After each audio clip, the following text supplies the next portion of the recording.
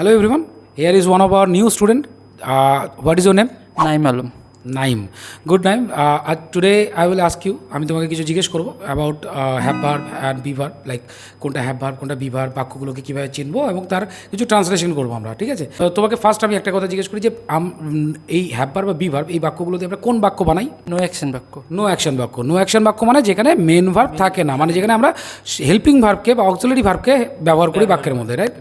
তাহলে এবার এই যে বি ভার্ব বা হ্যাভ ভার্ব, এটা কখন বি ভার্ব ব্যবহার হবে নো অ্যাকশন বাক্যে আর কখন হ্যাভ ভার্ব ব্যবহার হবে?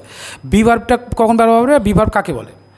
যখন নিজের সম্বন্ধে কিছু বর্ণনা বা নিজের সম্বন্ধে কিছু বলা হবে তখন বিভাব। নিজের মানে সাবজেক্টের নিজের সম্বন্ধে তখন বিভাব ব্যবহার করব।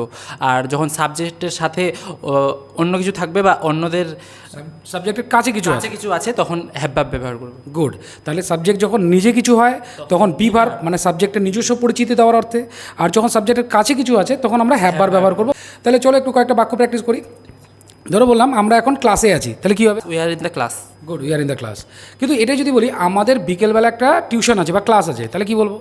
We have a tuition in the afternoon.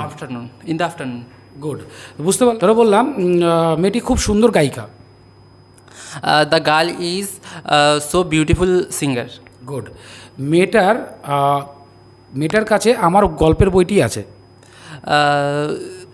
The girl has my story book. Good.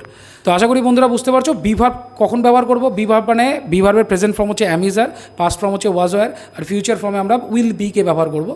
R have ভার্বের ক্ষেত্রে প্রেজেন্ট ফর্মে আমরা হ্যাভ হ্যাজ, পাস্টে হ্যাড, আর ফিউচারে উইল হ্যাভ ব্যবহার করব। গুড। তাহলে এগুলোর মধ্যে দিয়ে আমরা কখনো সাবজেক্টের নিজস্ব পরিচয় বা কখনো সাবজেক্টের কাছে কিছু আছে তার পরিচয় আমরা বোঝাতে পারি। সো বন্ধুরা আশা করি এটাও তোমাদেরকে খুব হেল্প করবে। আর যদি ভিডিও ভালো লাগে অবশ্যই লাইক, শেয়ার এবং সাবস্ক্রাইব করো।